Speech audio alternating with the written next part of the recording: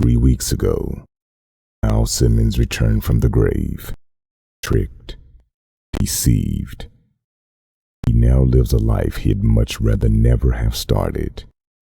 With hundreds of questions still to be answered, the one thing he hasn't been is comfortable. His new life and powers are a mockery.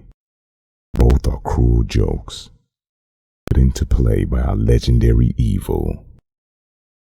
To use those powers means stepping closer to a second death. Holding back will buy him the time to ask all his questions. Unfortunately, the fates aren't cooperating. Pushed into battle against a Mafia-directed cyborg, the Spawn avoided use of his power during battle. However, 2 cracked ribs and a broken arm changed that. He can endure the pain from the ribs, but the arm had to be fixed. More wasted energy. There had to be a way to stop it. There was. While a government-paid assassin, he was one in a handful privy to certain details, such as the location of the right hardware to drop a cyborg, the last snap of a magazine clip for an AK-830 rocket launcher. For the first time in 3 weeks, feels the way he used to when he was stalking a kill. Comfortable. Very, very comfortable. And somewhere in hell, a childlike grin crosses the face of evil. This should just about do it. Got enough firepower to level a small building. Or a big cyborg. Lucky for me, his external life sensors went haywire when his arm was damaged. He thought I was dead. Don't know how much more I could have taken. Though if push came to shove, I could have blown the crap out of him with my powers. Not now. Another intrusion. Another distraction. Your presence has been detected sooner than you thought. This is the army, after all. The country's elite. You were one of them not long ago. Get the door, Ram! The crowbar wedged in the door won't keep them back for long. This'll get the job done. Come on, guys, I can feel it giving. Johnson, what the hell is taking our backup so long? I told them it was a priority code 1. They're on their way, sir. With each crushing blow, the steel-reinforced doors offer less resistance. As hinges buckle, the Spawn weighs his options. Probably just a bunch of kids. So killing them won't solve anything. What I needed most was time. That and a little bit of luck. He is afforded neither luxury. Damn it. He curses, not because he couldn't take on these young army brats and win, but because he doesn't even want to fight. Freeze! Don't make a move! That would have been a concept foreign to him during his previous life. Though he's primed for action, this is not the action he's looking for. His sights are set on a specific target. Unfortunately, getting to that target involves another drain of his powers. Teleportation. He hasn't tried it yet. He hopes it works. It does. Sort of. His molecules are ripped apart, one by one, then meshed together with the existing molecular structures present. They are then vacuumed, sucked at the speed of light, to a preordained location. Then reassembled as fiercely as they were separated. Put simply, the Spawn isn't having fun yet. Holy mother! I think I'm going to puke. He melts to the ground of a deserted alleyway in the Bowery, an area that somehow draws him back since his return to Earth. This is his new home, full of garbage and crap and drunks. It serves a purpose. that of a constant. Besides, he's beginning to bond with some of his neighbors. As he thrashes, crumpled on a cracked pavement, the advantage of this arrangement becomes apparent. Yo, Redman! Never fear, Bobby's here! You ain't looking so solid. I say that to myself. It's time for good old Uncle Bobby to leave some of his street magic. Oops. Come on, boy. A big strapping fella like you ought to have more stamina than that. Boy, when I was your age, I could pound back a whole case of suds and never burp even once. But my thoughts were pretty wicked. I'm not drunk. I just need a minute to. Sure. Look at kid. Ain't nothing to be ashamed of. Some of us was built with strong stomachs and bigger bladders. Now just sit back and relax. I'm gonna watch out for you tonight. Yeah,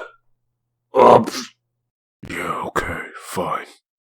This is why Spawn came back. Because he can be with those who care. As improbable as it seems, the bums of a certain 4-block radius have accepted the Spawn as one of their own. Let me ask you a question, boy. Why are you always parading around in that queer-looking outfit? You decide to head to the streets on Halloween or what? How are you expecting to feel alive when you're wearing something that don't allow bottled happiness to reach your lips? Here, give me that. Spawn sits frozen with the moment. What can he say now? Grimes, kid, you're even uglier than my Aunt Mabel. And she was ugly! It's obvious that these castaways gave up on judging the surface of things long ago. No! Come on, bud. I was only kidding. In another part of New York, in the building owned by Mafia Don Antonio Twist, nerves are less frayed. We are all very grateful for your assistance, Overt-kill. Bartino is very lucky to have you in his ranks. The damage you sustained is unfortunate, but we will gladly cover the cost of any repairs necessary. You may also have my private jet at your disposal whenever you wish to leave for your home. I will leave when I am 100% again, not before. Mr. Bartino will not understand my accident. Though my target was far too easy to kill. It will not do my reputation any good to go home less than perfect. I hope you understand. I do. Too bad Bartino didn't have the same compassion. If you don't mind my asking, who will you work for when Bartino dies? Hopefully not for many years. But such questions need to be asked. And so it goes. Antonio Twist tries to swallow up more power. His nickname on the street is Dracula, because he lives to suck the power out of everyone. Exploding pain engulfs Spawn's senses, rebounding in his skull like a satanic pinball game. Then, another flashback slashes its way to the surface. It's a piece of forgotten past, trying to tie together the final clues about his death. He was a soldier, a patriot. He did what his country asked and was decorated for it. As a covert hitman, his selective conscience was an asset. It was marriage, thoughts of family and future that sprouted the seeds of his doom. Increasingly, his life was filled with doubt. The perfect killer started asking questions. His life became a nightmare. He fell out of favor and was murdered. Why can't he recall his killer's face? Why is he haunted, hounded by this vision of the Grim Reaper? Then, Our tragic hero is given a clue. But what does it mean? Scum like you make me sick. Even if they hadn't paid me for this, I'd have killed you for free. There isn't any room for traitors, Simmons. We're at war. No time for morons or your self-righteous grandstanding. I'm glad they finally decided to do something about it. They were smart enough to get the best man for the job. One who can still follow orders. I'll see you in hell, bro.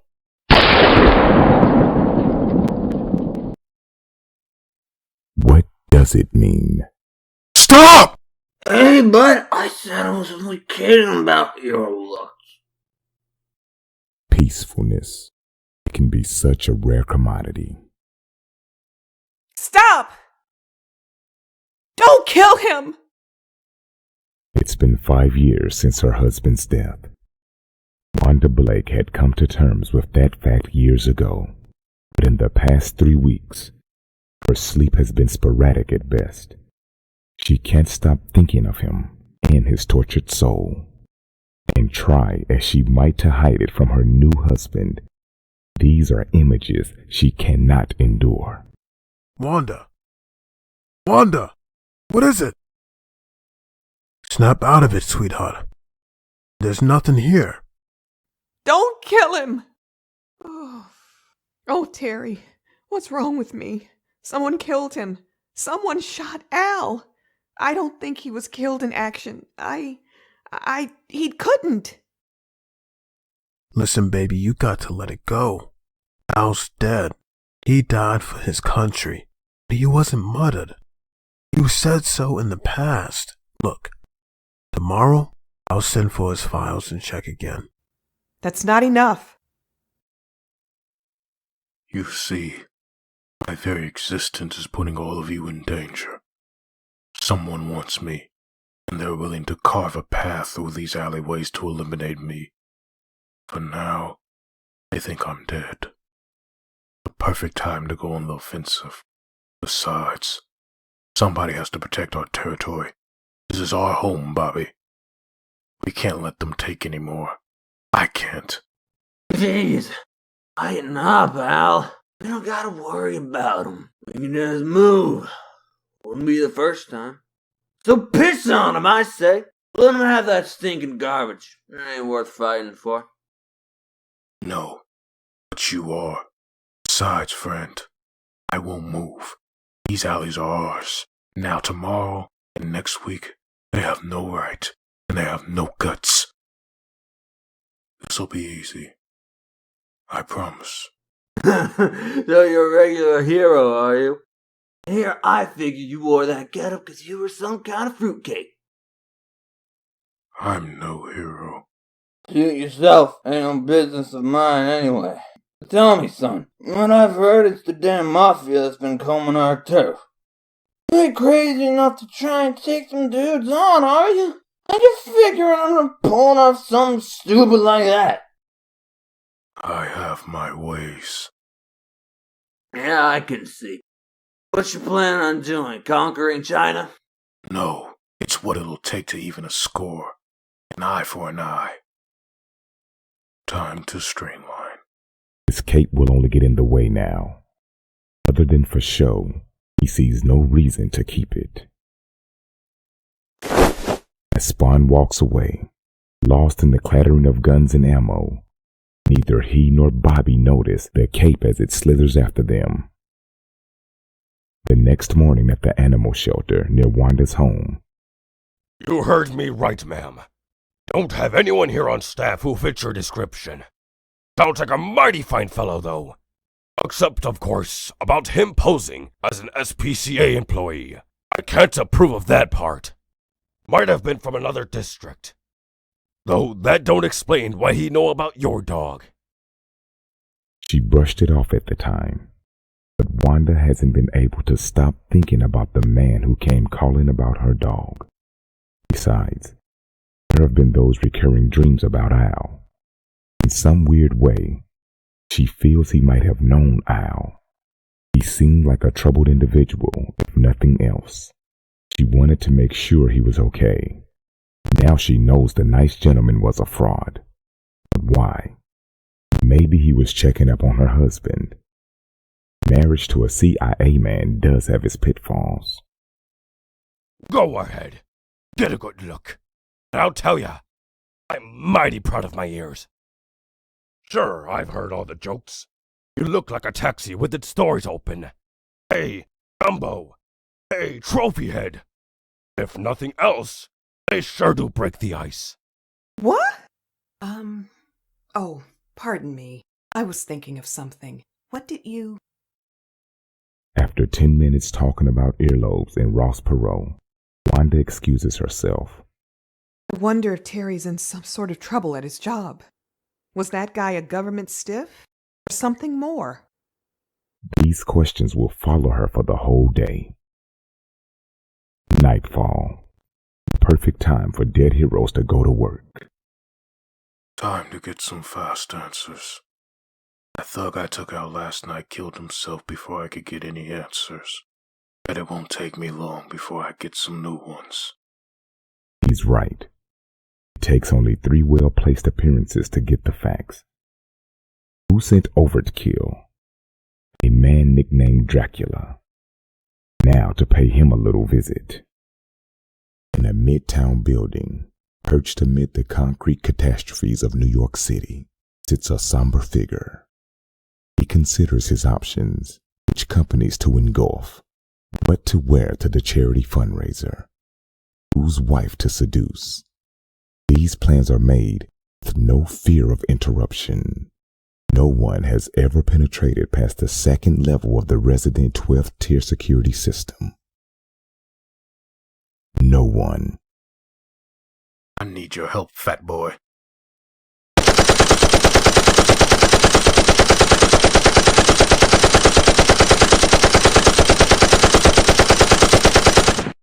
How dramatic. Tell your cyborg Funky I'll be waiting for him at the Emerson Piers. Midnight. Tell him we're not finished yet. Word is sent. Though this encounter won't solve any of Spawn's problems, it will satisfy one deep need. Battle. Sometimes there doesn't even need to be a reason. Though, this time, he has one.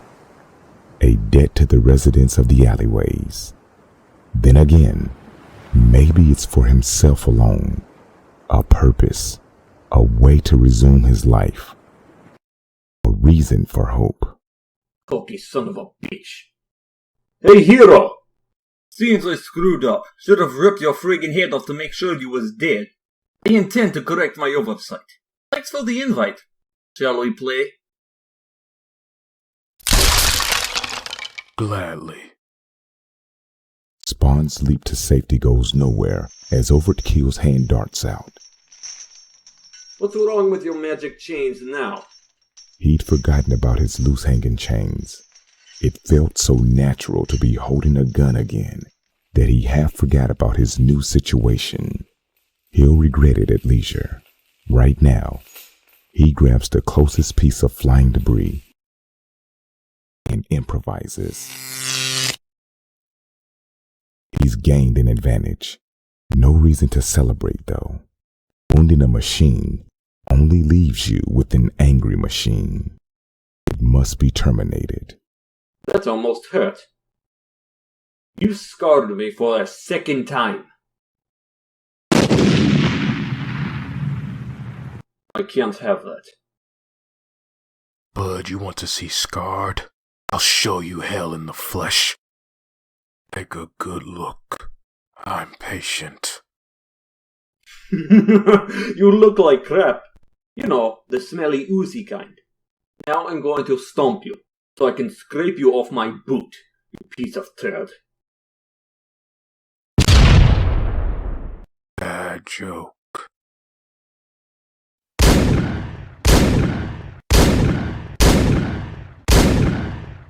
Malfunction! Malfunction!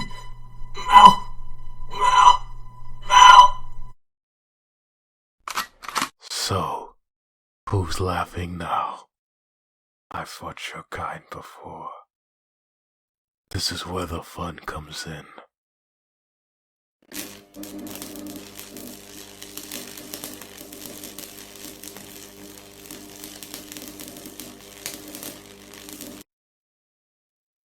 With all the noise that's been made, he knows the authorities will be called. He needs to leave. But not before he takes a moment to revel in his handiwork. Not before he sets the timer of an electromagnetic bomb. That should do it. Can't leave any evidence behind. As he slips away into the night, he thinks about his home in the alley and how he'll curl up behind some rusty dumpster for a well-deserved night's sleep. A long, comfortable night. Thanks for watching. If you enjoyed the video, please give it a like and subscribe to become part of the House Simmons Army. Also, follow the Twitter for more updates. Malibu, just you wait.